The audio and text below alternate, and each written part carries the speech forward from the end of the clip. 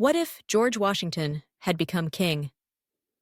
The cold wind cut through Philadelphia like a whisper of fate. It was the spring of 1782, and the city bore the scent of scorched parchment, ink, and the iron musk of uncertainty. Outside Independence Hall, a nervous cluster of Continental Army veterans murmured among themselves, their uniforms frayed at the seams, their boots worn from years of war. Inside, the conversation was graver still. General George Washington stood at the head of the long oak table, his hands clasped behind his back. He was silent, contemplative, listening to the whispers of rebellion, not against Britain this time, but against the fragile republic they had barely begun to shape. Colonel Louis Nicola's words still hung in the air like cannon smoke. A constitutional monarchy, led by a man beloved by the people, would bring stability. A republic may collapse under its own idealism. Washington's jaw tightened. The moment was real. The idea, once unthinkable, had slithered from the shadows into the light. Make Washington king. Not a tyrant like George III, but a constitutional monarch, a unifying symbol in an age of broken currency, fractured states, and mutinous soldiers. Congress was impotent, the Articles of Confederation weak. The people admired Washington as no other. They trusted him, revered him. And some now saw monarchy not as a betrayal, but as salvation. He had rejected the notion once, with fiery indignation. But now, in this new reality, he hesitated. The pivot came not from ego, but from fear. That winter, the army encamped in Newburgh had teetered on the edge of mutiny. Congress had failed to pay its soldiers, inflation soared, and whispers of a military march on Philadelphia echoed like ghosts through the tents.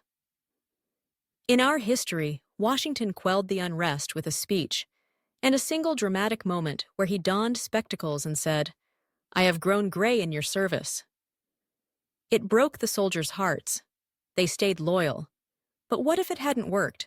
What if the mutiny had burned hotter? What if, amid the chaos, Washington had seen monarchy not as vanity, but as duty? The offer from Nicola was followed by letters from several disgruntled officers and sympathetic state leaders. Even Hamilton, though committed to republicanism, mused in private that centralized authority might be the only way to prevent anarchy. By the summer of 1782, after yet another collapse of financial talks in Congress, a second delegation arrived, this time including Virginia elites, Northern merchants, and even John Jay. They didn't ask him to seize power, they begged him to stabilize the nation.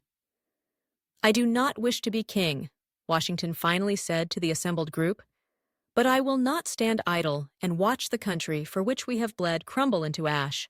A convention was called, not in secrecy, but with pomp and ceremony.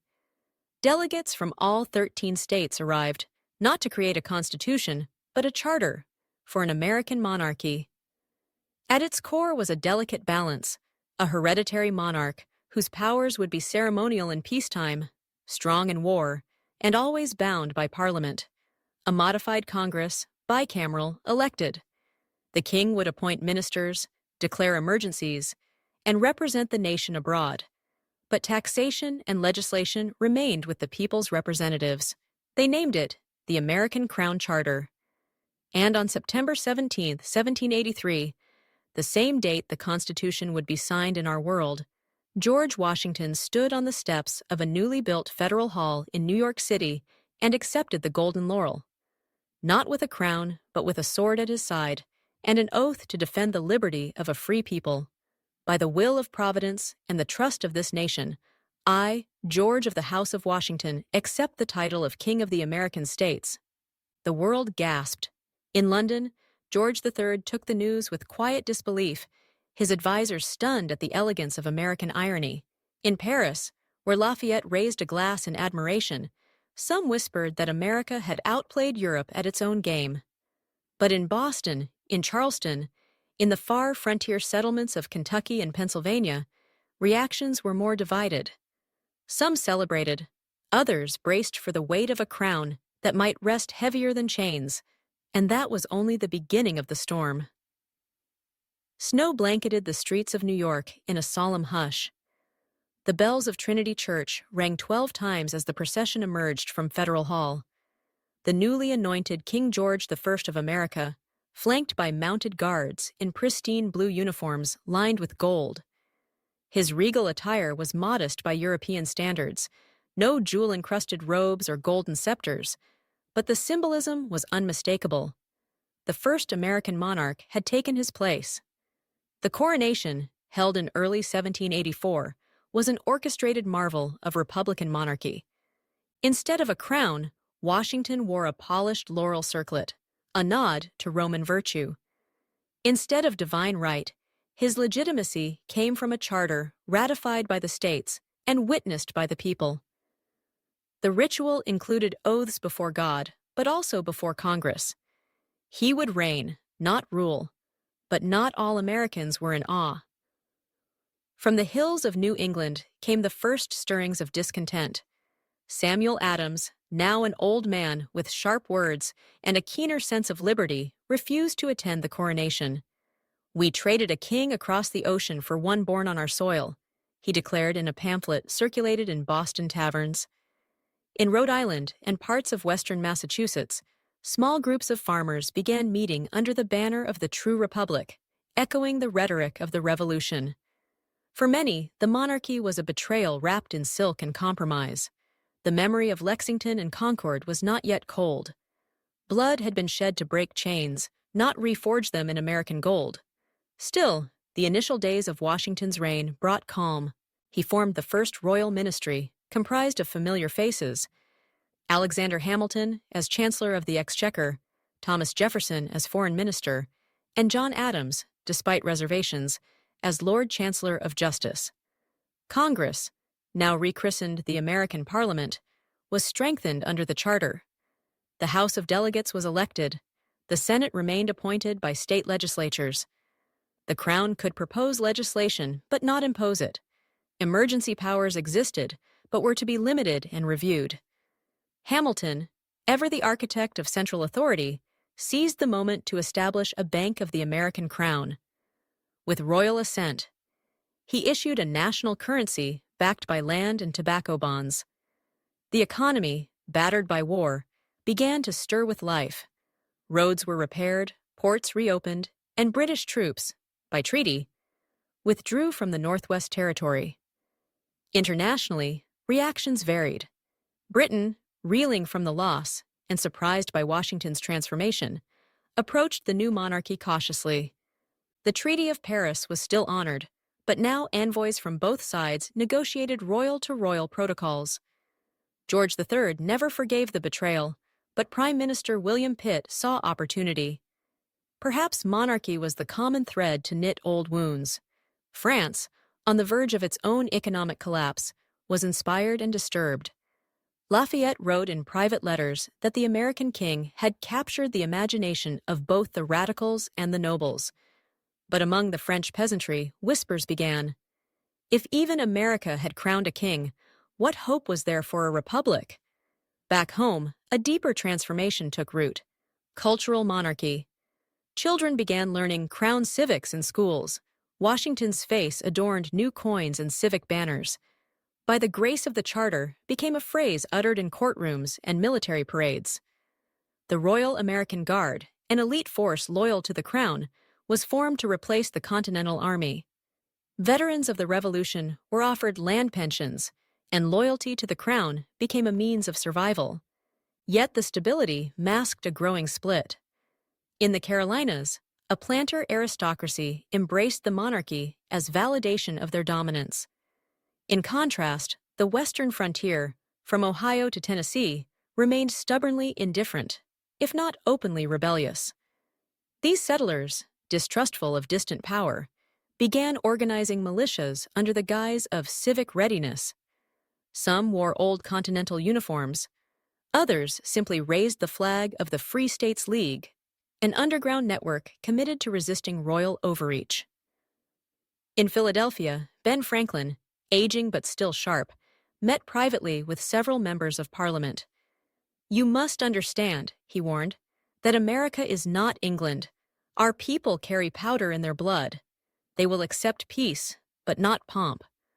Washington's dignity has bought time, but not loyalty.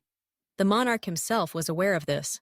Washington spent the first year of his reign traveling between states, listening, speaking not from balconies, but from courthouse steps and fields. He knew that, unlike European kings, he needed to remain visible, a sovereign who walked among his subjects. In one visit to Vermont, when asked by a young girl if he was like King George, he knelt beside her and whispered, "No, child, I am only what the people allow me to be." That humility, real or performed, mattered. It gave him a grace that no successor would likely inherit. But beneath the veneer of national unity, fractures spread. Republican pamphlets circulated in secret. The king is mortal, one warned, but monarchy, geeky, once rooted, is not so easily killed. Jefferson, though loyal, began keeping private journals, questioning the sustainability of the charter. Even Adams, ever the pragmatist, began drawing comparisons between royal governance and Roman decline. Then, in the summer of 1785, a shipment of rifles was intercepted in Pennsylvania, bound for a militia calling itself the Second Sons of Liberty. It was a small incident, barely noted in official records, but it sent a chill through the royal ministry. For if some Americans still clung to their revolutionary fire, how long before that flame erupted into rebellion? And who then would inherit the ashes? The question lingered in the corridors of power, because King George III would not reign forever. The year was 1789, and as the sun rose over Mount Vernon, now designated as a royal estate, King George III stood on the veranda, his hands folded behind his back, his eyes scanning the Potomac River as if it might yield answers to the question that tormented him most. Who would rule after he was gone? The charter of the American crown had been clear in its ambiguity. The monarchy would be hereditary, but the line of succession was to be approved by Parliament in alignment with the national will and the virtue of the candidate. A compromise, carefully crafted by Jefferson and Adams to avoid dynastic tyranny. But there was a problem. George Washington had no biological children. His adopted grandson, George Washington Parke Custis, was only 8 years old. Too young. His nephews? They bore the family name, but none commanded national respect. The American people revered Washington, but not his lineage. The problem was more than personal. It was existential. Monarchy, however constitutional, required continuity. Without it, the entire system might unravel. Alexander Hamilton proposed a solution both elegant and ruthless. The monarch could name a successor during his lifetime, subject to parliamentary ratification. It would be a kind of elective monarchy in practice, with the trappings of tradition. Washington, reluctant but practical, agreed. He began searching not for a relative, but for a worthy American, a figure with military prestige, civic virtue, and national stature. Eyes turned to General Nathanael Greene, a hero of the Southern campaigns. But Greene died unexpectedly in 1786. Next came Horatio Gates, but his arrogance and tarnished reputation disqualified him. Lafayette? A foreigner. Popular, but unpalatable to the Southern delegates. John Adams? Too divisive. Then came the dark horse. Henry Lighthorse Lee, Revolutionary War hero, charismatic Virginian, and loyal supporter of the Crown Charter, emerged as a candidate of surprising momentum. He was young, eloquent, and fiercely committed to the American ideal of noble service. Washington admired his courage. Parliament admired his political deftness. In 1790, during the royal address to Parliament, Washington made it official. "I have chosen, with solemn humility, to name Sir Henry Lee as my appointed heir to the crown, subject to the will of this Parliament and the trust of the American people. May he serve not with pride, but with purpose." The announcement stunned the nation. Newspapers printed Lee's portrait beside Washington's in dual laurel frames. Supporters hailed it as a wise and stabilizing move. In cities like Richmond, New York, and Charleston, crowds celebrated. Royal guards paraded. Ballads were composed, "The Rider of Liberty," honoring Lee's dashing wartime cavalry tactics and newfound royal stature. But in the North, especially in Boston, Hartford, and parts of Pennsylvania, the reaction was colder. Opponents of monarchy, long silenced by Washington's personal aura, found renewed voice in the succession debate. Pamphlets titled The Virginian Dynasty and A Throne by Another Name accused the government of drifting toward aristocracy. Samuel Adams, now dying but defiant, published a final essay. We fled monarchy once. Will we now embrace it, dressed in our own colors? The True Republic movement, quiet for years, began organizing again. Their message was clear. Washington had been an exception, a man of rare virtue. But successors would not be so restrained. Already, they pointed to signs of overreach. In 1788, Royal Decree 14 had granted tax exemptions to noble families that pledged fealty to the crown, a reward for loyalty, some said, legalized aristocracy, others argued. And in Georgia, crown-appointed magistrates had overridden local assemblies on trade policies, invoking national unity. In the far frontier, especially Kentucky and the Ohio Valley, the royal administration's neglect was palpable. Roads were unpaved, militias underfunded, land claims contested by corrupt appointees of the crown. Locals spoke openly of secession. One group, calling themselves the Sons of Boone, even declared the formation of a free Commonwealth of Appalachia in 1791. The rebellion was swiftly crushed, but the seeds had been sown. Meanwhile, within the royal ministry, new ideological fault lines appeared. Hamilton's faction, the Crown Federalists, wanted a stronger central authority, imperial in character, backed by trade monopolies and military might. Jefferson, ever torn, grew increasingly wary. Though he had helped design the charter, he now feared it was being twisted into a tool for elite control. In private letters, he wrote, "We have traded the risk of mob tyranny for the certainty of regal manipulation." Washington, aware of these tensions, summoned both men for a series of private meetings in the royal council chambers. "I gave this nation a monarchy to bind its wounds," he told them. "I will not see it become a machine of conquest or greed." But age was taking its toll. The king suffered bouts of illness, likely related to the infections he endured during the war. His once iron will was fraying. He began delegating more authority to Lee, whose presence grew larger at court and in public ceremonies. Parliament passed the Regency Act of 1792, allowing the heir to assume executive duties in times of royal incapacitation. For all its divisions, America remained largely peaceful. The economy grew. Trade routes expanded.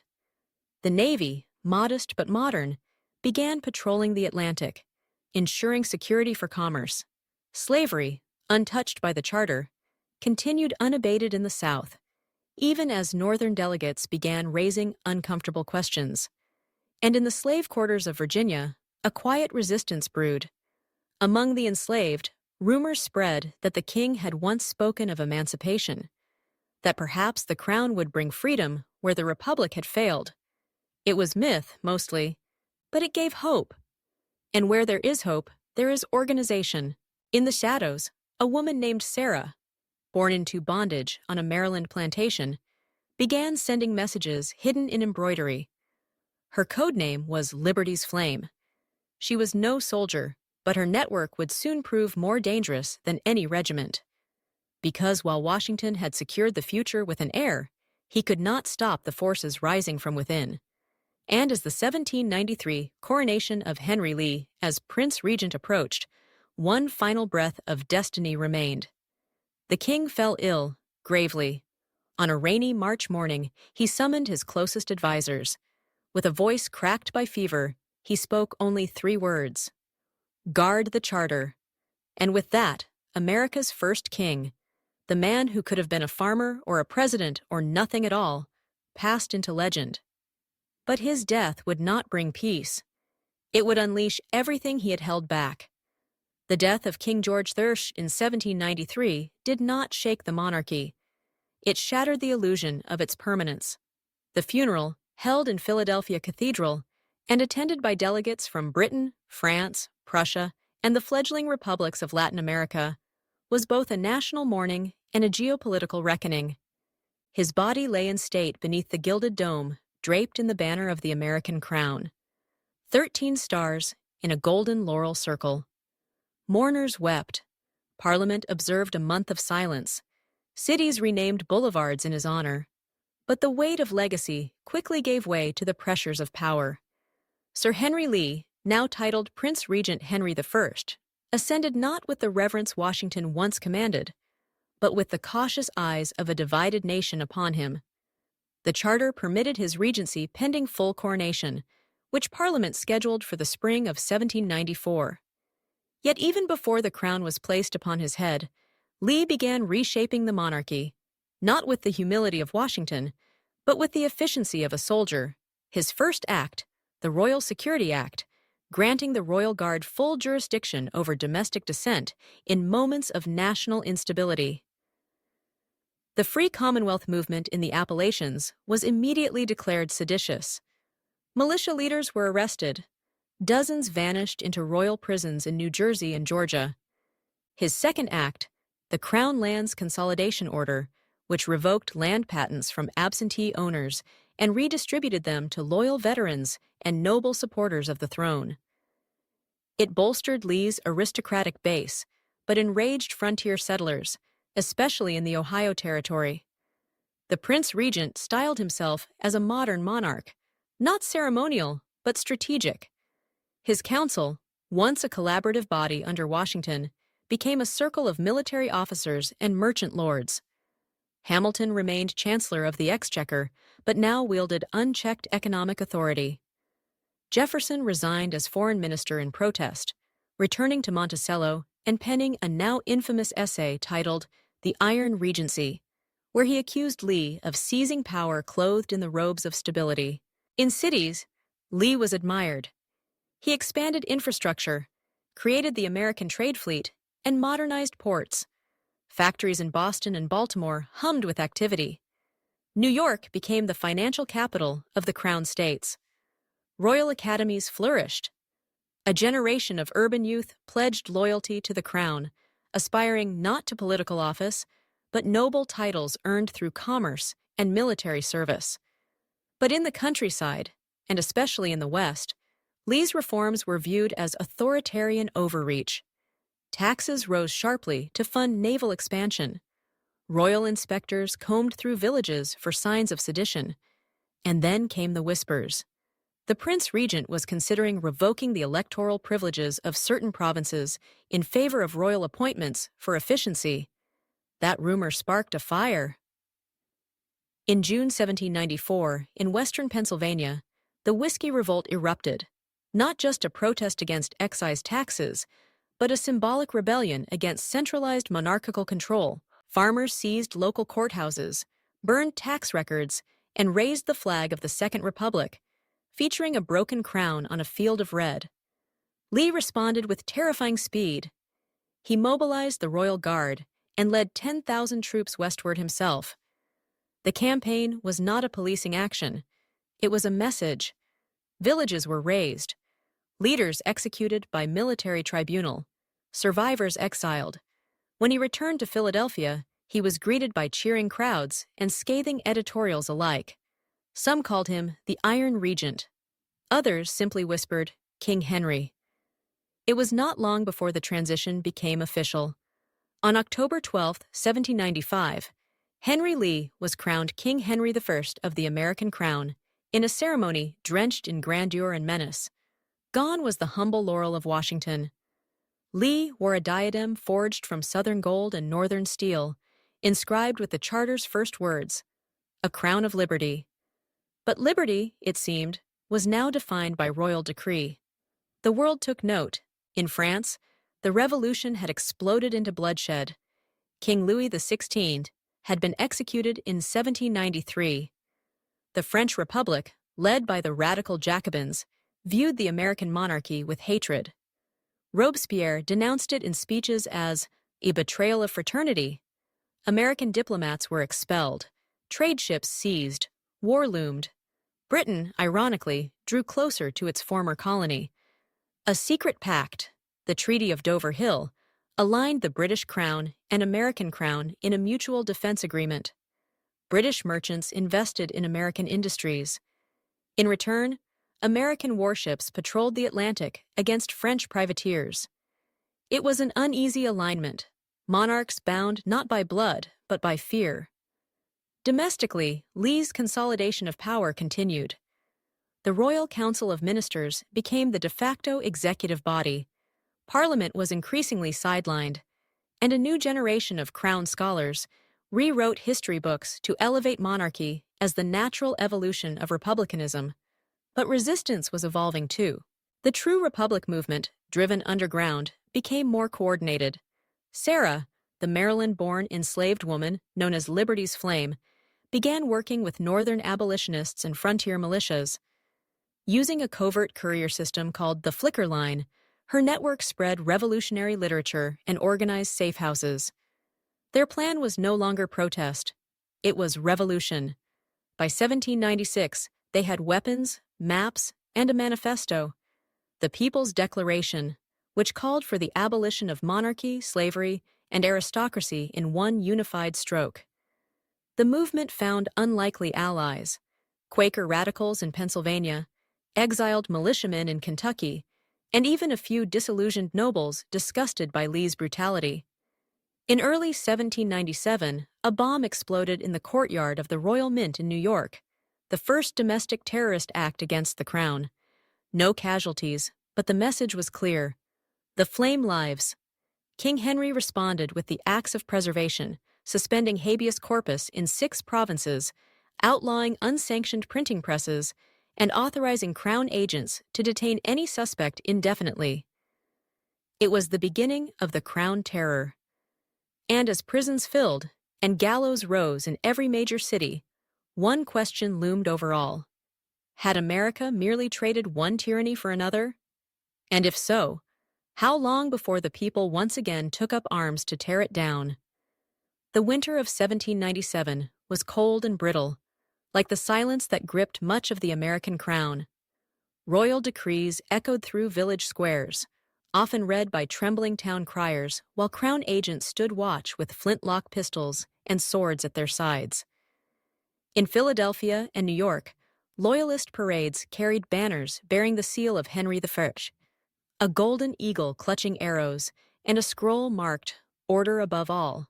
But in taverns, barns, and forest clearings far from the royal eye, a different kind of oath was being sworn. The true republic had survived the Crown Terror, and now it began to strike back. In the Alleghenies, militia captains known only by aliases, Ash, Harper, Bell, trained riflemen by torchlight. The old names of the Revolution were spoken like scripture: Payne, Adams, Franklin. And over it all, the whispered legend of Liberty's Flame. Sarah, the enslaved woman turned revolutionary courier, grew larger. Her network had become the marrow of the resistance. Smuggled documents crossed state lines sewn into dresses or tucked inside hollowed Bibles. Children memorized ciphers in schoolyards before returning to their homes to relay messages. And in a hidden printing press beneath a Pennsylvania farmhouse, the Republic Standard began circulation again. Its masthead defiantly reading, "The crown shall break." Yet it was not just the rebels who were transforming. Within the palace halls of Philadelphia's royal quarter, King Henry's court had become something darker. Once the realm of debate and policy, it now resembled a court of old European fashion, gilded halls filled with sycophants, informers, and military strategists. The king no longer walked among the people. His face appeared only on royal proclamations and coinage. The man who had once ridden west to quell rebellion now ruled from shadowed balconies, guarded by the newly formed Black Laurel Regiment, an elite cadre of loyalists loyal only to the king himself. Hamilton, once a visionary of central power, began to falter in these halls. Though he remained chancellor, he had grown wary. The economy had become militarized. Royal monopolies dominated trade. Inland colonies were bled dry for crown infrastructure, and the nobility, now numbering over 200 royal houses, demanded ever more privilege. In private, Hamilton wrote to Jefferson, "I fear the great engine we built has found a soul, and it is cold and armored." Jefferson, long in retreat from public life, now returned through the pen. In a series of anonymous essays signed only "A Farmer of Virginia," he exposed the corruption of the royal merchant class and the plight of enslaved peoples under the Crown's protection. His essays spread like wildfire through rebel channels. And then, the spark.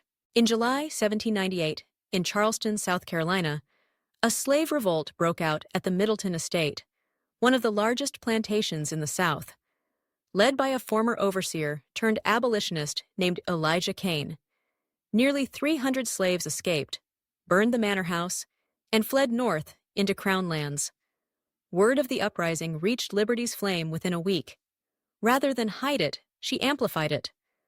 The Republic Standard published the names of the freed slaves and their declaration. "We are no man's property. We are citizens of the coming Republic." Charleston burned for 3 days. The Crown responded with unmatched fury. Governor-General Rutledge declared martial law. Rebel sympathizers were publicly hanged in city squares. Churches were searched. The slave trade, long considered untouchable under the Charter's Southern protections, was declared a matter of national security. But repression bred resolve. In the North, abolitionist cells joined the true Republic in full. Quakers, Unitarians, and free black citizens formed alliances. Runaway slaves from the Carolinas, Georgia, and even Spanish Florida funneled into safe houses, forming what would later be called the Republican Underground. And still, the Crown failed to grasp the scale of what was coming. King Henry, surrounded by yes-men and warlords, believed his authority unshakable. He approved the expansion of Crown re-education institutes, state-run schools where children were taught monarchist loyalty, obedience, and divine providence.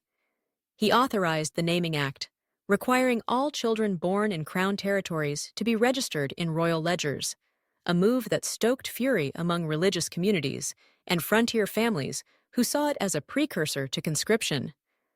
But the greatest miscalculation came in the form of a speech. On New Year's Day, 1799, King Henry addressed the nation via royal heralds and printed decree. It was titled The Second Founding.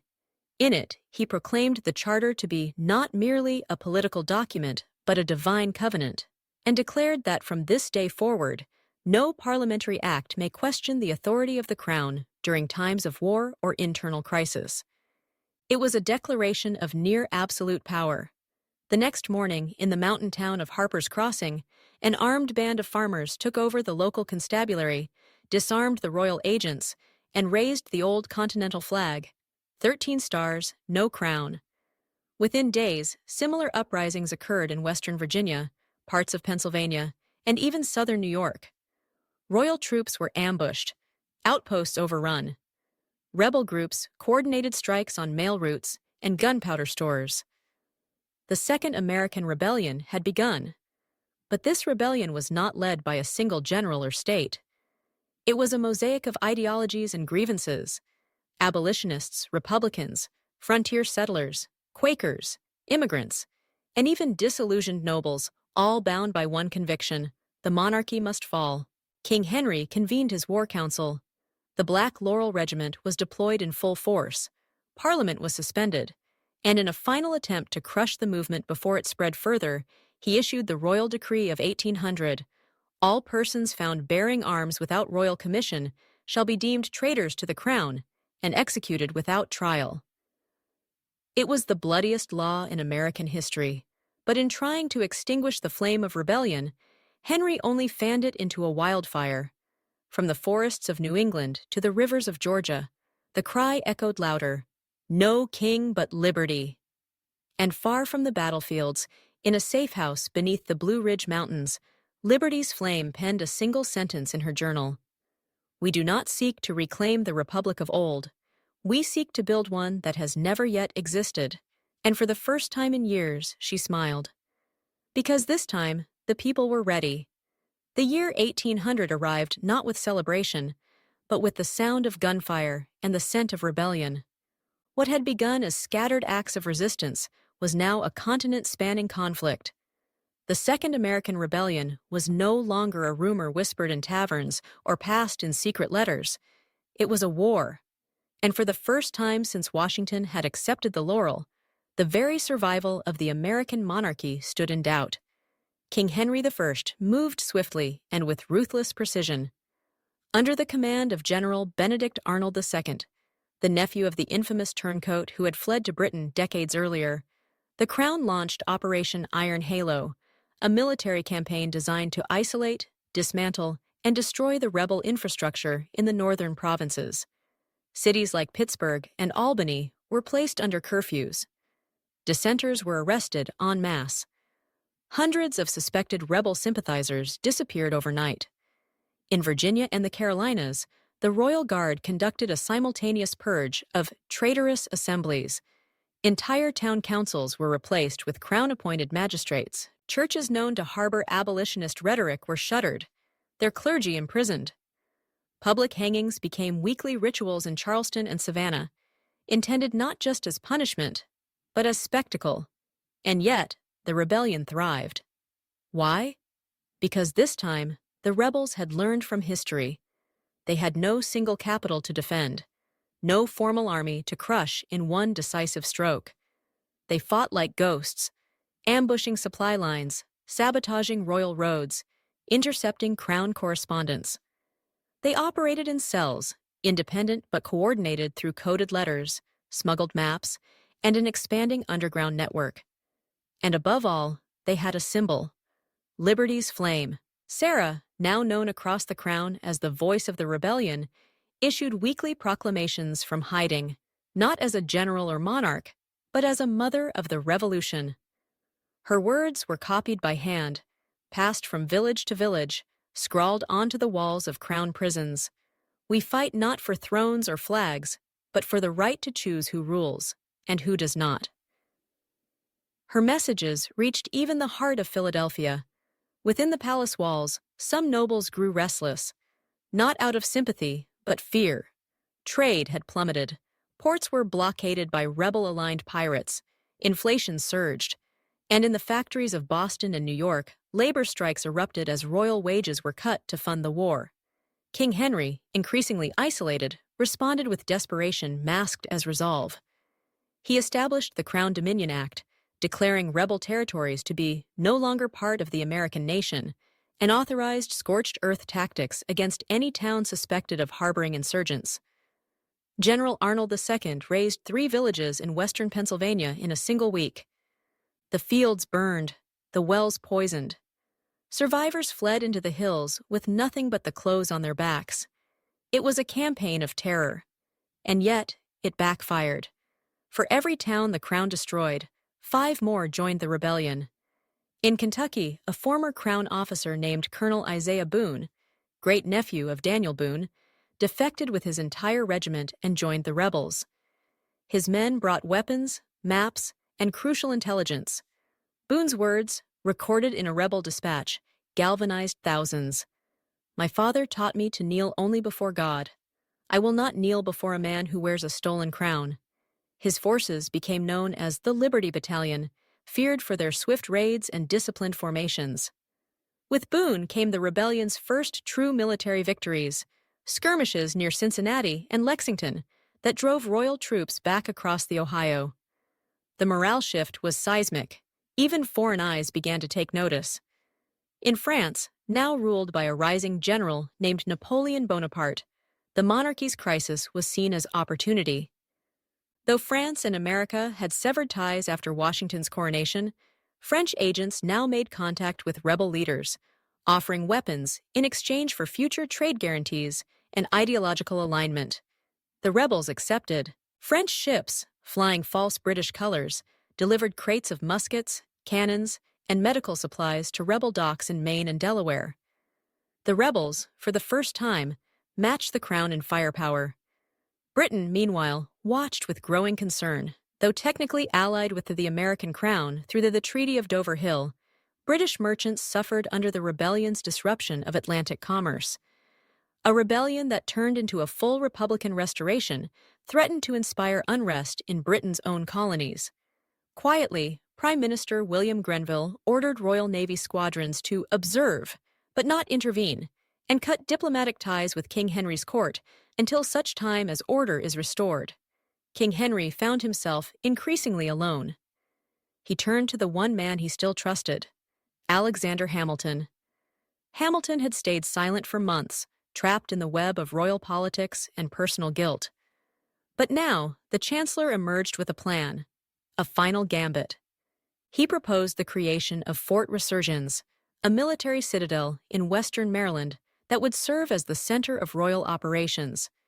From there, a defensive perimeter could be established around the core Loyalist provinces, Maryland, Delaware, New Jersey, and parts of Virginia. The rest would be considered temporarily lost. It was a strategy of containment, not victory. Henry was furious. "You would surrender the nation?" he roared. "No," Hamilton replied. "I would preserve the possibility of a nation." The proposal passed, narrowly, through the still crippled Parliament. Fort Resurgence began construction, even as Crown forces continued losing ground in the West. But rebellion was now reaching the gates of the royal cities. In late autumn of 1800, a coordinated series of uprisings struck Philadelphia, Boston, and Baltimore. Saboteurs planted explosives in Crown arsenals. Royal ministers were attacked in their carriages. In Boston, the royal governor's mansion was burned to the ground. His coat later found nailed to a tree with a note, "A crown for every traitor." And on the steps of the Pennsylvania Cathedral, someone placed a laurel wreath, scorched and blackened, beneath the statue of George I. It was both tribute and warning. In his final journal entry that year, Hamilton wrote, "We raised a monarchy to preserve the Republic's ideals, but it seems even the most gilded throne cannot hold back the tide of liberty forever." The rebellion had become revolution. And as snow once again fell over Philadelphia, the crown itself began to crack. The dawn of 1801 broke over a fractured land.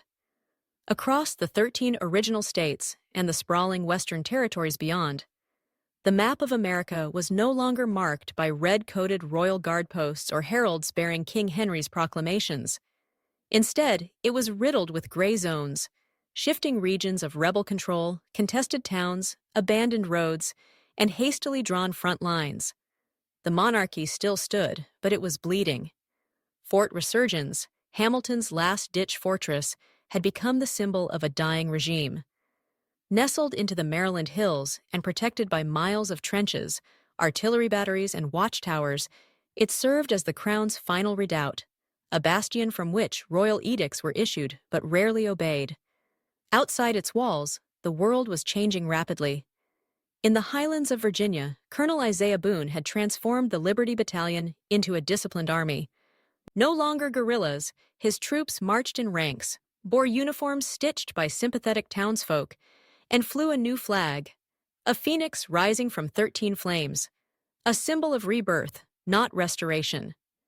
Boone's victories were swift and surgical. Lexington, Morgantown, Winchester, each liberated without unnecessary bloodshed, each converted into a local council under rebel law. Judges were elected. Slavery was outlawed in all rebel-held territories. Former slaves joined militias as equals. Abolition was no longer a distant dream. It was policy. In Massachusetts, the rebel-aligned People's Assembly of New England convened in defiance of the Crown. Delegates from Connecticut, Rhode Island, and New Hampshire arrived bearing grievances and hope. They signed the Salem Compact, declaring, "The sovereignty of any nation rests not upon bloodlines, but the consent of its governed." The document circulated like wildfire, reprinted by underground presses across the continent. Even in Crown cities like Baltimore and Richmond, secret copies were passed from hand to hand, igniting debate in taverns and back rooms. And behind much of this ideological unity stood Liberty's flame, Sarah. By now, she was no longer a myth. Her voice was recognized by thousands, thanks to smuggled broadsheets and speeches read aloud by rebel preachers. But it was her most daring act yet that transformed her from symbol to stateswoman. In February 1801, she called the First Republican Congress to assemble in Pittsburgh. It was audacious. A capital in rebel territory, still under threat, without a standing military to defend it. But the call was answered. Jefferson arrived, frail but burning with conviction. Boone sent delegates, though he remained in the field. From New York, exiled politicians braved Crown patrols to reach the city. Even from the South, where rebellion had been bloodiest, representatives came, black, white, men and women alike, to draft a future. They met in a converted church, candles burning through the freezing nights. They debated until dawn for weeks, and what emerged was not a return to the Articles of Confederation, nor a revision of the old monarchy. It was something entirely new. The Philadelphia Declaration of 1801, penned by Jefferson and Sarah jointly, stated, "We, the free people of America, do solemnly declare the dissolution of the American crown. We claim our right to establish a government of our choosing, one founded on universal liberty, equality under law, and the unalienable sovereignty of the citizen." It was a death sentence for anyone caught carrying it in royal territory, but it was the foundation of something that would endure. Across the Atlantic, the world reeled. In London, the reaction was one of stunned silence. King George III, now in his twilight years, called the American crown a noble failure. The British Parliament, increasingly divided between conservatives and reformists, quietly debated abandoning the treaty with the American monarchy. British merchants, more pragmatic, had already begun smuggling goods to rebel ports under false manifests. In Paris, Napoleon recognized the new Congress as the legitimate American government, a calculated insult to Henry I's French ships, now openly flying the tricolor, docked in rebel-controlled Charleston with artillery and medical supplies. In return, the rebels promised favorable trade tariffs and future alliance. King Henry raged, but could do little. His navy had dwindled to less than 24 seaworthy ships. The Royal Guard was stretched thin. Fort Resurgence was now under siege from 3 directions, and within his own court, dissent grew. Hamilton, increasingly disillusioned, resigned his position as chancellor and disappeared into the countryside. Rumors swirled that he had joined the rebels, that he had been imprisoned, that he had taken his own life. None were confirmed. Royal ministers debated evacuation. Some proposed fleeing to Canada, re-establishing the monarchy in exile. Others urged a negotiated settlement with the Republican Congress. But Henry I, now gripped by paranoia and megalomania, refused. "I am the nation," he declared in a midnight address. "Without the crown, there is no America." It was not a speech. It was a death knell. In early April, Boone's army crossed the Potomac. At the same time, rebel forces in Pennsylvania, joined by defecting crown regiments, marched southward. Cities fell not by conquest, but by decision. In Baltimore, the mayor opened the gates without a shot. In Richmond, a mass protest turned into a general strike. Royal forces stood down. The Black Laurel Regiment, once the feared elite, fractured into deserters and defectors. And then, the final blow. A coordinated joint assault on Fort Resurgence began at dawn on May 2, 1801. Boone led the Western Front. Rebel artillery pounded the outer bastions. From the east, the Liberty Battalion breached the perimeter through a series of hidden tunnels, dug for weeks in secret. And from within, from the very heart of the fortress, Crown prisoners overpowered guards and opened the inner gates. The siege lasted 3 days. On the morning of May 5th, a battered, half-starved King Henry III was found cowering in the chapel of St. Columbia, the crown still clutched in his hands. He was taken alive. No firing squad, no gallows. The Republican Congress voted instead to exile him to the Azores under permanent house arrest. He was placed aboard a French vessel. As it sailed from the American shore, a single cannon fired, not in salute, but in closure. The American monarchy had ended, and yet the challenge had only begun. A nation, born from rebellion, reborn through fire, now stood in the light of uncertain dawn. What came after was even more unexpected. In the aftermath of the Second American Rebellion, the continent felt eerily quiet. The thunder of war drums had faded. Muskets rested. The scent of gunpowder gave way to spring blossoms and rebuilding.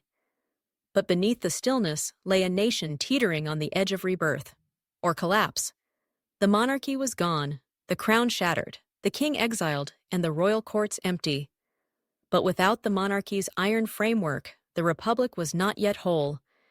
The war had united rebels of many stripes: abolitionists, frontier settlers, Quaker pacifists, ex-nobles turned idealists, free black leaders, and Enlightenment thinkers.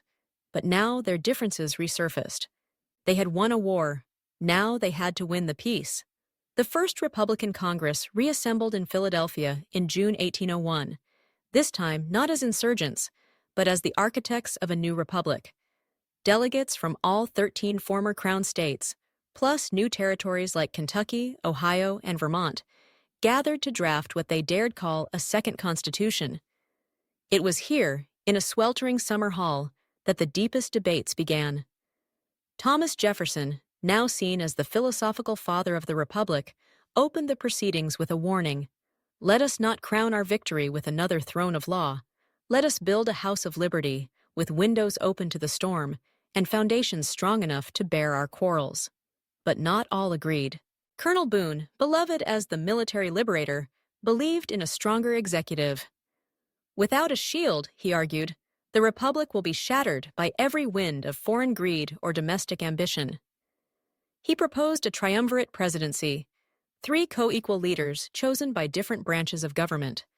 Others, like Abigail Andrews, a delegate from Connecticut, and one of the few women given full political voice in the rebellion's wake, insisted on universal suffrage and immediate legal equality for all citizens, regardless of gender, race, or property. Still others feared moving too fast. Former Crown ministers, now reformed Republicans, argued for gradualism, fearing the economy would collapse if property rights, especially around land and labor, were too radically altered.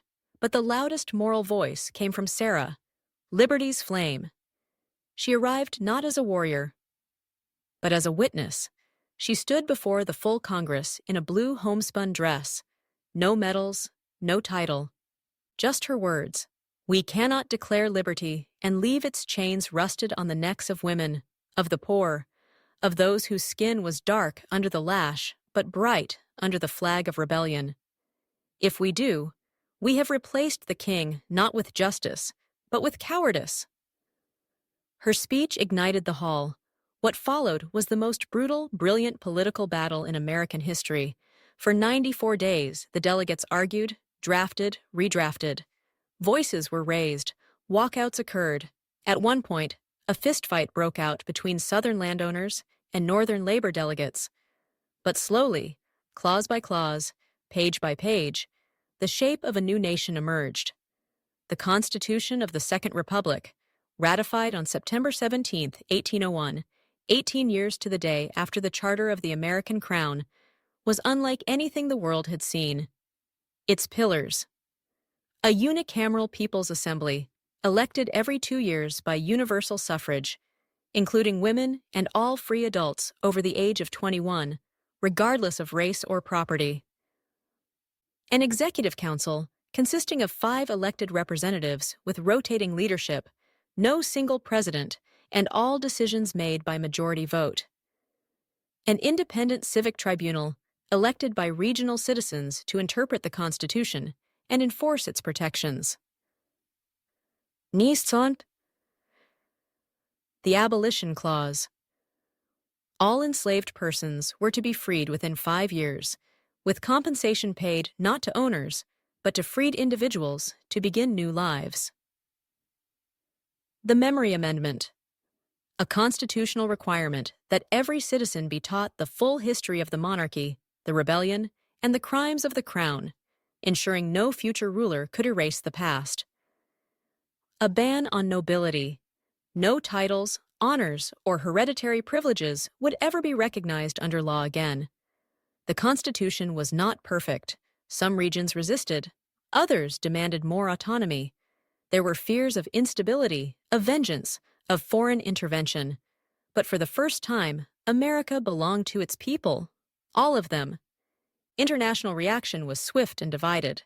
France, still under Napoleon's tightening grip, recognized the new republic with cautious praise. Bonaparte even sent a sword, a gift engraved with the words, "To those who fought for liberty as fiercely as we." But in private, he worried. A successful egalitarian democracy could threaten his own ambitions. Britain, now under King George IV, denounced the rebellion as anarchical chaos masquerading as freedom. Yet, British merchants quickly resumed trade, eager to profit from the rebuilding American economy. Spain and Portugal banned all American ships from their ports, fearing the spread of revolutionary ideals to their colonies. But it was Haiti, newly independent under Toussaint Louverture, that sent the most moving letter. "Brothers and sisters of the American earth, we shed the same chains. Let our nations rise together, black and white, scarred and unbroken."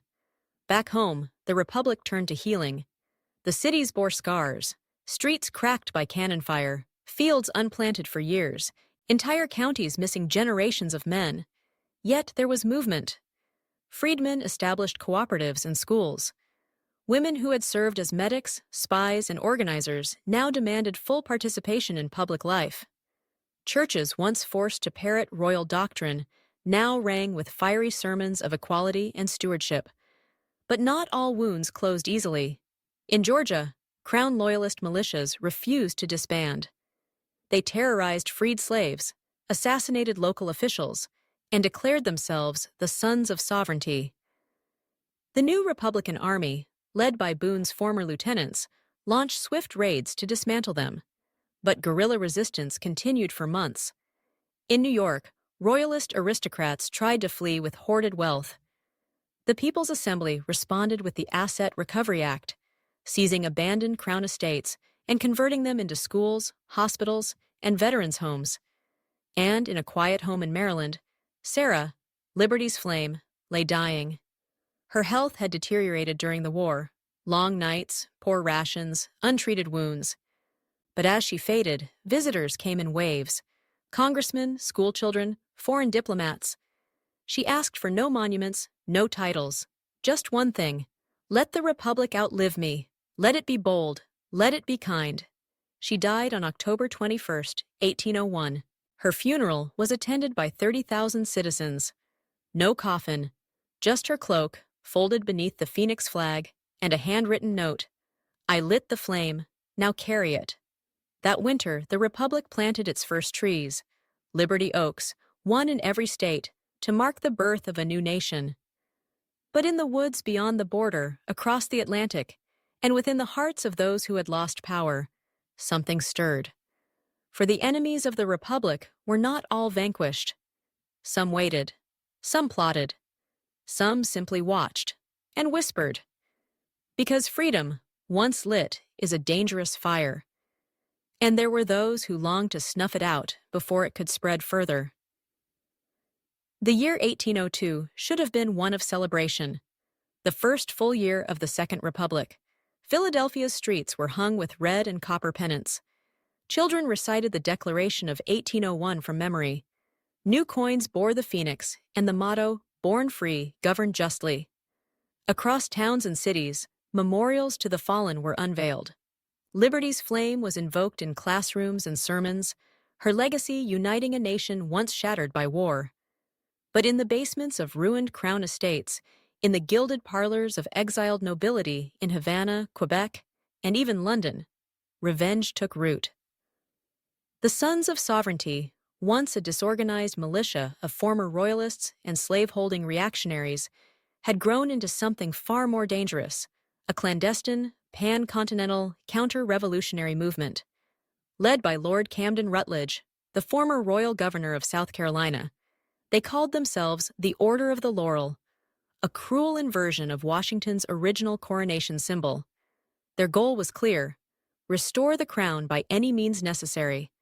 The order was structured like a secret brotherhood. Members used coded rings, blood oaths, and operated in strict cells. Their agents infiltrated trade guilds, provincial courts, even schools.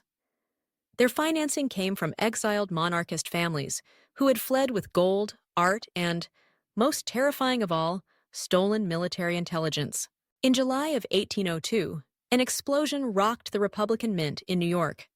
3 guards were killed. Thousands of currency plates, vital to the Republic's fragile economy, were destroyed. The assailants vanished, but on the remnants of the vault door, someone had scrawled in black pitch, "The crown sleeps, but does not die." Panic spread. The People's Assembly reconvened in emergency session. President Counselor Deborah Haynes, one of 5 executives elected under the triumvirate model, called for the formation of a Republican Intelligence Bureau, RIBE, to root out loyalist conspiracies. Boone, now serving as Civil Defense Marshal, warned that heavy-handed action might fracture the newly unified republic. "We won the war by trust," he said. "We cannot govern by fear." But not all agreed. In cities like Savannah, Norfolk, and even Boston, angry mobs began dragging suspected loyalists from their homes. In Ohio, a prominent judge was lynched after false rumors tied him to the order. The fragile line between justice and vengeance was fraying. Meanwhile, across the Atlantic, danger brewed under different flags. In Britain, Parliament debated openly. Should the exiled King Henry I be restored to power, or was the American experiment irreversible? The younger politicians, shaped by Enlightenment ideals, argued for non-intervention, but in the old guard, there remained a deep loathing for the loss of the American crown. A secret summit was convened in Ireland. There, representatives of the Order of the Laurel met with British naval officers, offering detailed maps of American coastal defenses in exchange for covert support. Though no formal alliance was made, weapons soon began arriving in Cuba and Florida, smuggled aboard merchant ships with false manifests. Spain, furious at Haiti's independence and shaken by American revolutionary contagion, secretly greenlit Crown Loyalist camps in western Florida and along the Mississippi. From there, order operatives fanned into rebel territory, recruiting among displaced Southern elites and promising the return of honor, faith, and hierarchy. Inside the Republic, the RIB began uncovering a terrifying pattern. The order was planning a coordinated nationwide insurrection. They had lists of Republic officials, blueprints of assembly buildings, stockpiles of powder hidden in cemeteries and abandoned churches. And then came the boldest attack yet. On October 12, 1802, in broad daylight, 3 operatives infiltrated the Philadelphia Parliament Hall. Disguised as carpenters, they planted a time fuse explosive beneath the chamber dais. It detonated just after sunset. 36 people died, 5 members of the assembly, dozens more injured. The nation was thrown into shock. The next day, President Counselor Haynes stood among the ruins and declared, "We have torn down kings and conquered armies. But now we face an enemy born of lies and shadows. We will not flinch. We will not fall." A day of mourning was declared, but mourning quickly gave way to rage. Martial law was declared in 6 provinces. Loyalist literature was banned. Suspicion bled into paranoia. The People's Assembly passed the Security for the Republic Act, allowing preemptive arrests of suspected Crown agents without trial. It was Sarah's worst fear come true. A republic corrupted by the tools it once condemned. Boone, watching from his post in Kentucky, penned a letter to the Assembly. "If we become the tyrants we once fought, the flame will die, not from violence, but suffocation." He was ignored. Meanwhile, the order struck again, this time in secret. A Republican naval convoy carrying printing supplies and farm tools to Charleston was ambushed by pirates off the Carolina coast. Their ship, the Morning Light, was set ablaze. In the wreckage, investigators found a British-made compass and a journal referring to the restoration of the Laurel by spring. But not all was lost. Amid the chaos, unsung heroes emerged, former Crown officials who had truly changed. One such man, Edmund Leary, once a tax magistrate for the monarchy in Pennsylvania, revealed a detailed map of order safehouses in exchange for full citizenship and amnesty. His information led to Operation Emberfall, a coordinated rib and militia raid that dismantled 24 order cells across Virginia and the Carolinas. Nearly 200 agents were captured. Among them, Lord Camden Rutledge's own son, who had returned from exile to organize assassinations. Public support began to swing again, not toward repression, but resilience. The People's Assembly, heeding Boone's warnings, amended the Security Act, restoring trial rights and requiring assembly oversight of all rib detentions. Newspapers praised the return to principle. And yet, the shadow lingered.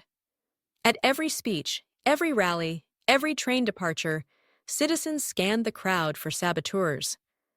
In some homes, portraits of King Washington and Henry I were still hidden behind fireplace stones, not out of loyalty, but out of longing for stability. The Republic had survived a war.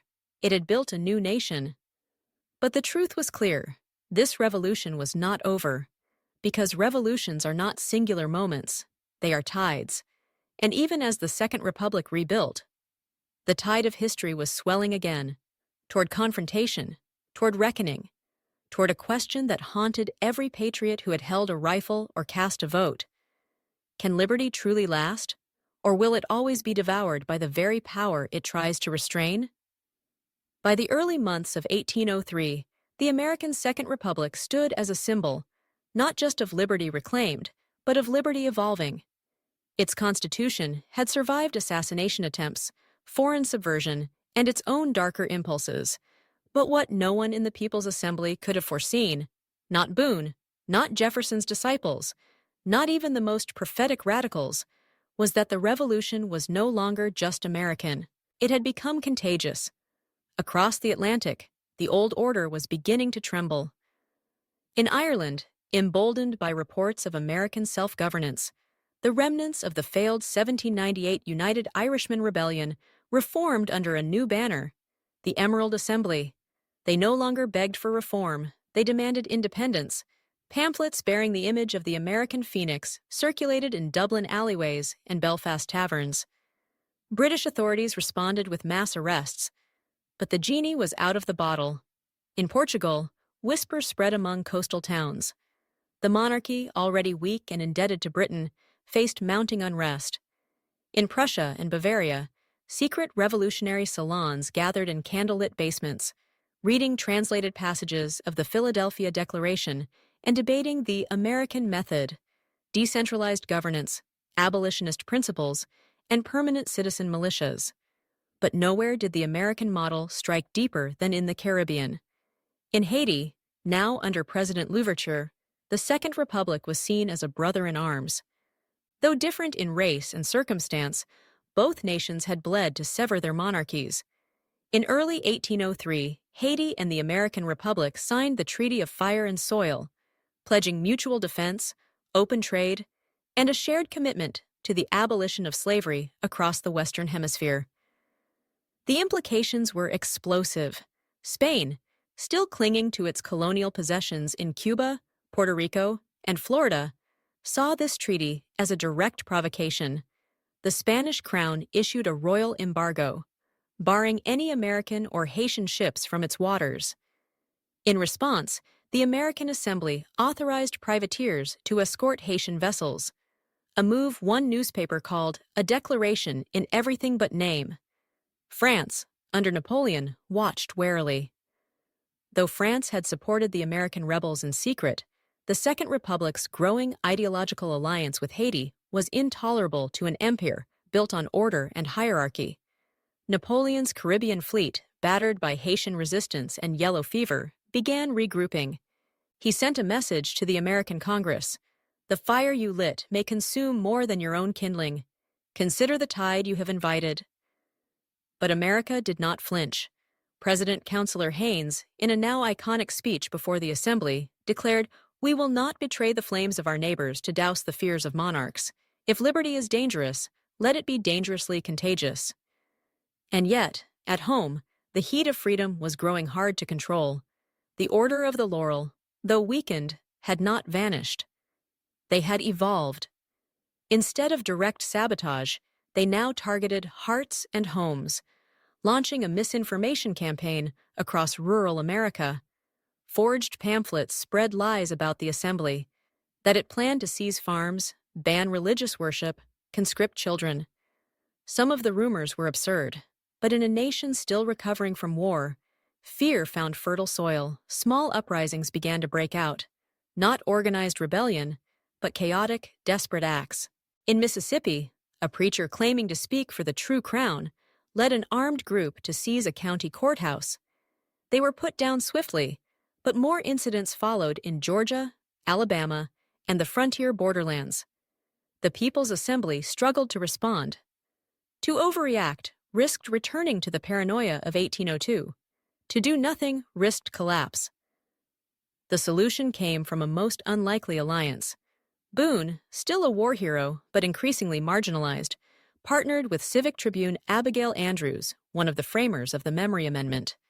Together, they proposed the Citizens' Flame Act, a national civic education initiative to be taught in every province free of charge. The curriculum was radical. It included not only the history of the Second Republic, but also its failures, the repression of loyalists, the compromises on slavery before the war, the near loss of democratic control. It taught children to question, to argue, to understand that liberty was not a gift, but a discipline. At first, conservative delegates balked. "Why teach the people to doubt?" one asked. Andrews replied, "Because a citizen who cannot doubt is already a subject." The act passed, and from this educational movement came a new generation. The Phoenix Children, they were called. A mix of orphans, freed slaves, immigrants, and veterans' sons and daughters, raised in a republic that taught them never to kneel and never to forget. But not all were satisfied. In the southern provinces, especially those still reeling from the abolition of slavery, the Citizens' Flame Act was seen as a form of ideological warfare. Ex-crown planters began consolidating power in local councils. They formed a political faction called the Sovereign Earth League, advocating for state primacy over federal law and traditional values over revolutionary instability. Their message: "We do not want a new king, but we will not take orders from Philadelphia." Their symbol: an oak tree with 13 roots, but no leaves. And in their rhetoric, there was a dangerous echo, not of monarchy, but of secession. Boone warned the assembly, "The war we ended may be reborn, not in red coats, but in gray ones." Meanwhile, international tension reached a boiling point. In June 1803, a Spanish naval squadron seized a Haitian merchant vessel in neutral waters, claiming it was carrying subversive literature destined for Cuba. Among its cargo were agricultural tools, grain, and a small crate of American printed-in books, including Yosera's collected speeches. Haiti demanded reparations. Spain refused. The American Assembly faced a choice: defend their ally and risk war, or stay silent and betray their principles. The vote was close. By a margin of only 5 assembly seats, the Second Republic authorized its first official military deployment since the fall of the Crown, a naval escort mission to defend Haitian shipping routes through the Florida Straits. The fleet was modest, only 9 ships, but symbolically immense. A new America had arrived on the world stage, not as a former colony, not as a broken monarchy, but as a revolutionary republic, willing to wield power to protect the ideals that birthed it. As the ships departed Philadelphia Harbor, crowds lined the docks. Children waved Phoenix flags. Old veterans saluted with glassy eyes, and carved into the prow of the lead vessel was a single name: Liberty's Flame. The flame had not dimmed. It had become a beacon, but what it illuminated next would test everything the Second Republic had built. As summer waned in 1803, the sails of the Second Republic's fleet caught the Atlantic wind. Not for conquest, but for principle. The mission was clear: protect the free shipping lanes between the American coast and the newly formed Haitian Republic from aggression by the Spanish crown. But in the eyes of the world, it was far more than a convoy. It was a declaration. For the first time, the American Republic was no longer just defending its homeland. It was stepping into the global arena, sword unsheathed, in the name of liberty. The flagship, Liberty's Flame, led the formation, captained by Admiral Isaac Monroe, a veteran of the Crown Wars and a fierce abolitionist. His ship bore the twin flags of the Republic and Haiti. Below deck, crates of supplies, medicine, printing presses, weapons, farming tools, were bound for Port-au-Prince, a gift from one republic to another. But across the sea, storms gathered. The Spanish Navy, though battered from decades of mismanagement, still possessed several powerful squadrons based out of Havana and Veracruz. Under the command of Admiral Esteban Aranda, they were ordered to contain the ideological infection of Haiti and the United States and, if necessary, provoke a confrontation. Aranda was no fool. He knew he couldn't match the Americans on ideals, so he relied on ambiguity. His ships shadowed the Republic's convoy but did not engage. Then, late one September night, just north of the Bahamas, everything changed. The Santiago del Oro, a Spanish war brig, fired a warning shot, then a full broadside, into the stern of the Providence, an escorting American supply vessel. It sank within 20 minutes. 18 crew were killed. Spain claimed it was a misidentification. The American Assembly called it an act of war. Debates raged in Philadelphia. President Counselor Haynes called for restraint, but also resolve. Abigail Andrews demanded a formal declaration. Boone, now a civilian statesman, warned of escalation. But the tide had already turned. On October 2, 1803, the People's Assembly passed the Resolution of Mutual Defense, committing the Republic to armed protection of all Allied revolutionary states, and formally recognizing Haiti, the United Irish Movement, and any future republics formed by the will of their peoples. The vote was 71 to 29. 3 days later, American forces clashed with the Spanish off the coast of Florida in the Battle of Key Passage. Admiral Monroe's fleet, outnumbered and outgunned, used innovative tactics, including fire rafts and false signal sails, to outmaneuver the Spanish and sink 2 ships, capturing another. It was a stunning victory. Across the Republic, celebrations broke out. In Boston, bells rang for 3 straight days. In Port-au-Prince, Louverture addressed his people. The republics of the earth now speak to each other not in chains, but in courage. But not everyone cheered. In Britain, Prime Minister Addington saw the writing on the wall. An alliance of American-style republics threatened not just the balance of power, but the ideological core of empire itself. Britain officially declared neutrality, but allowed Crown Loyalist operatives to recruit within its borders. In France, Napoleon's patience broke. He ordered a fleet to rendezvous with the Spanish in the Caribbean and prepared a communiqué to the American Assembly, warning of grave consequences if revolutionary agitation is exported further. And within the Second Republic, new fault lines appeared. The Sovereign Earth League, emboldened by fears of war, launched a propaganda campaign accusing the Assembly of dragging the nation into imperial entanglements under the banner of false liberty. Their claim, the Republic was becoming a global enforcer, not a humble steward of justice. In rural Georgia, Alabama, and even parts of Ohio, their rhetoric found fertile ground. Rallies turned into riots. Republican educators were driven from schools. In Arkansas, a courier was lynched after being caught distributing the Citizens' Flame curriculum.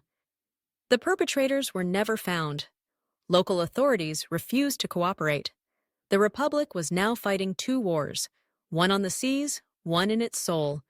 The People's Assembly, alarmed by the rising domestic unrest, formed a new division of civil militias called the Citizen Flame Guards, decentralized, volunteer forces trained to protect schools, town halls, and public forums. Boone, though semi-retired, volunteered as an advisor. His only condition, no national oversight. "Let them serve the people, not the Assembly," he insisted. His design was simple: liberty through local defense, not federal coercion. Meanwhile, the Order of the Laurel, thought weakened, resurfaced in horrific fashion. On November 17, 1803, A coordinated arson attack struck 5 different Republican education centers across the Midwest. Hundreds of students and teachers perished in the flames. In one of the buildings, investigators found the burned remains of a child Nisatu clutching a scorched book of Sarah's speeches. The next morning, a letter appeared in newspapers across the continent. Let the phoenix burn. The crown sleeps no more. Order of the laurel. The republic reeled. Grief turned to fury. Abigail Andrews proposed emergency powers for the rib. Haynes resisted. Boone warned of a second descent into authoritarianism. In a midnight session, the Assembly passed the Phoenix Shield Act, granting temporary investigative powers to regional citizen flame guards, and outlawing order symbols, oaths, and publications. It was a dangerous precedent, but also a necessary one. As winter approached, the Republic fortified itself, not just with arms, but with ideas. Across towns and territories, citizens began forming community covenants, written declarations of loyalty to the Republic's ideals, signed by families, churches, labor unions, and veterans. In Vermont, 1,000 farmers gathered in snowfall to pledge, "We will not kneel, not to kings, not to fear, not to ourselves." In Mississippi, 3 freedmen's societies formed an alliance called the New Flame, vowing to defend newly freed populations from retaliatory violence. And in Philadelphia, on the eve of the Republic's second founding anniversary, a new monument was unveiled. A flame carved in obsidian, atop a pedestal engraved with names, not generals or presidents, but teachers, medics, farmers, and couriers. The Republic had learned something vital. Its greatest weapon was its people. But now those people were at war with an enemy both foreign and intimate, monarchs beyond their shores, and former neighbors who still dreamt of crowns. The next year would determine everything, whether the Second Republic would stand or fall beneath the weight of its own burning ideals. Spring of 1804 dawned not with triumph, but with silence. The frost retreated from the farmlands, ships returned battered from sea patrols, and across the vast Republic, a question loomed unspoken. Could this revolution endure, or had it simply circled back to war in new clothing? Philadelphia, once a capital of rebellion, then of monarchy, and now of republic, pulsed with tension. Inside the Assembly Hall, where delegates debated laws beneath murals of phoenixes and liberty trees, the conversations had grown colder. Compromises once forged in the name of unity now fractured along lines of class, race, region, and memory. The Sovereign Earth League had grown into a full opposition bloc. They no longer denied their desire for local primacy, code for segregated law, property-based suffrage, and traditional hierarchies. Their rhetoric was veiled, but increasingly bold. And in the South, the League's militias had begun ignoring federal orders. In Georgia, a federal census team was attacked. In Arkansas, a citizen flame guard outpost was overrun. And in Alabama, a manifesto emerged, penned by anonymous provincial leaders. "We are not traitors. We are stewards of an older order, one the flame has tried to erase. We will not be ruled by distant ideologues who understand neither soil nor blood." The Republic faced its most dangerous moment yet. A rebellion not against kings, but against democracy itself, and all of it while foreign war loomed. In the Caribbean, the Spanish fleet regrouped, now joined by French ships under the command of Admiral Giraud, dispatched personally by Napoleon. Their goal was clear: retake Haiti, strangle the trade routes feeding the Republic, and destabilize the American alliance. The Battle of the Silver Line, fought in early April, saw the Republic's fleet, including Liberty's Flame, ambushed off the coast of Jamaica. The fight was brutal. 3 ships were lost. Admiral Monroe was injured. But with Haitian reinforcements, the Republic turned the tide, forcing the European fleet to retreat. It was a costly victory. Haitian President Louverture, now aging and exhausted from constant war, sent an urgent letter to the American Assembly. "We may win battles, but unless your flame burns brighter at home than abroad, liberty will perish not from invasion, but from erosion." Back on American soil, the erosion had begun. The Order of the Laurel, once relegated to shadows, began collaborating openly with rogue league factions. They provided intelligence, sabotage tactics, even foreign weapons. It wasn't just terrorism anymore, it was insurgency. In July, the Harper Massacre sent shockwaves through the nation. A League-aligned militia attacked a school in Western Virginia, teaching citizen flame curriculum. 43 children and teachers died. The attackers left behind a note: "The phoenix burns the roots of men. We are the axe." The assembly declared a state of unified defense. Boone, pulled from retirement, was named General Marshal of the Republic. His mission, not conquest, but protection. His first move was unconventional. He didn't march south. He rode north to Vermont, New Hampshire, and New York. There, he met with farmers, immigrants, freedmen, and former Crown soldiers who had converted to the Republic's cause.